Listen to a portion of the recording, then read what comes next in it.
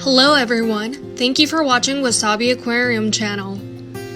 In this video, I will talk about the making of a 45cm Japanese style aquascape.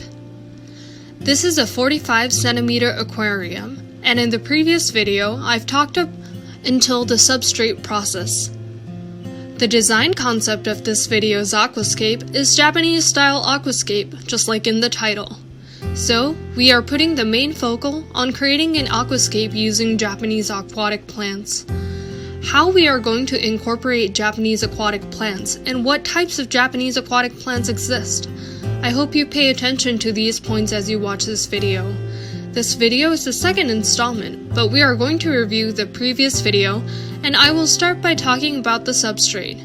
If you are interested in detailed content, you will get a more specific explanation in the first video. Since this is a 45cm aquarium, it does look somewhat smaller than a 60cm aquarium.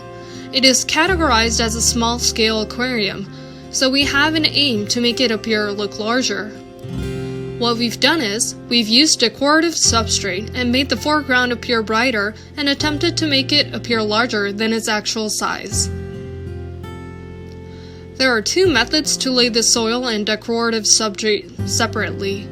The first method is creating a wall using stone and pouring the decorative substrate in the foreground and soil behind. The first method is creating a separation with a wall. The next method, as in this video, is quite simple, and we are literally laying them separately. There is nothing put in between the boundary. However, in this condition, the soil will flow towards the front, creating a very dirty aesthetic, as explained in the previous video. So, we have to get a little creative.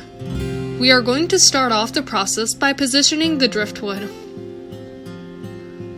I hope to speak about the composition here as well. We are getting right in and positioning the layout material. Since this aquarium is in the corner of the shop, the tripod is difficult to place. Please note that the footage will be delivered from a diagonal angle.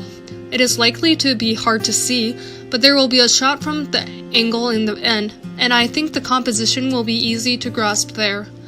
With the layout material in this video, I would like to use this driftwood as the main piece. To make this easy to create for beginners, I am not going to use difficult positioning or multiple pieces. I am simply only using 2 pieces. Using less pieces of driftwood definitely makes it easier for beginners, so I hope you can make reference of other points as well. Only using the driftwood makes it difficult to create a detailed feeling, so we are making a layout image using stones as an assistance. Since it is a Japanese style taste, we are visualizing a Japanese riverbed. We are aiming to create a somewhat comforting aquascape with wabi-sabi. We usually create glamorous aquascapes in our store, but today we are holding in our feelings and working towards a tasteful layout with wabi-sabi. Now we are getting right in and positioning.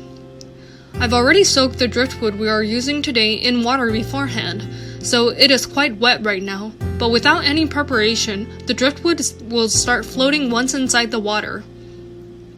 We do not conduct any soda bleach in our store, but soaking in water will help it, making the layout relatively smoother. So, I think it is useful to soak the layout in water beforehand. If you really want to use it right after your purchase, there are ways like using weight and such to make it possible.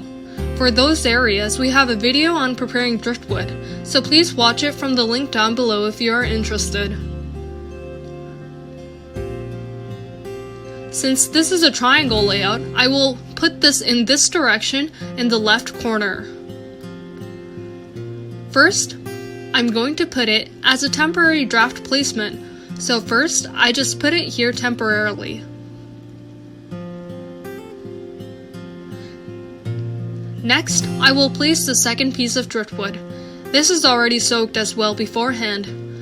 For this as well, you can just put it in first in a temporary position and decide on the placement as a rough draft. Since it is difficult to get it perfectly on the first try, I think it is good to roughly place it first, and then add adjustments as you go on. So here I placed it like so. I placed it quite simply. As seen, it is composed of 2 pieces of driftwood. A bit of the soil is spilled on top of the decorative substrate, but we can clean this up later, so we are moving on as of now. What you should check when you place the driftwood is the place of the lighting.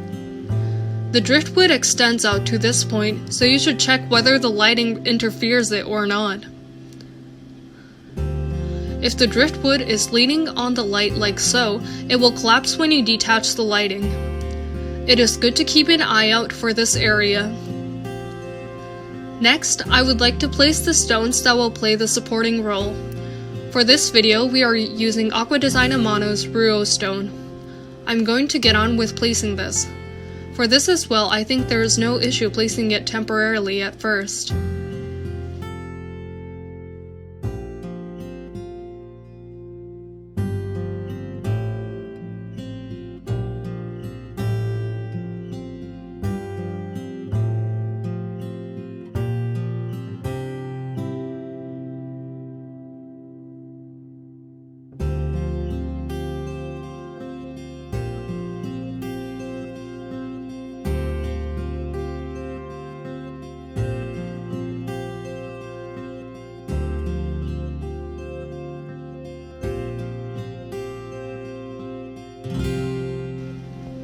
Here, I place the stones like so. Since I didn't want to make the stones stand out too much and make them act more as a supporting position of the driftwood, the sizes of the stone are not too large. If the stones are too big, they will decrease the impact of the driftwood, so I thought of them with an assisting purpose and was conscious of the size when laying them. With the process of laying the stones, the soil did spread out.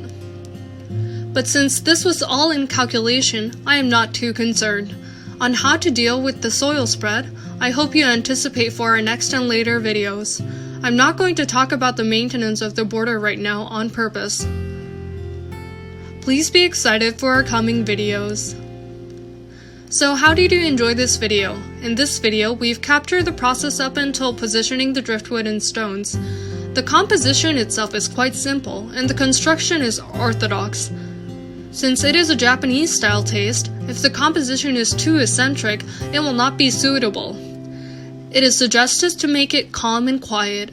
From this point on, we are going to borrow the powers of Japanese plants to further strengthen the Japanese taste.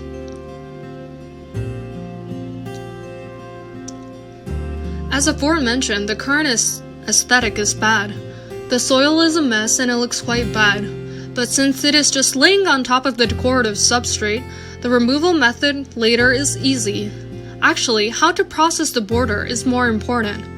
If you want to lay the soil and decorative substrate separately, please choose between creating a wall with stone or creating a border without stones, according to your preference.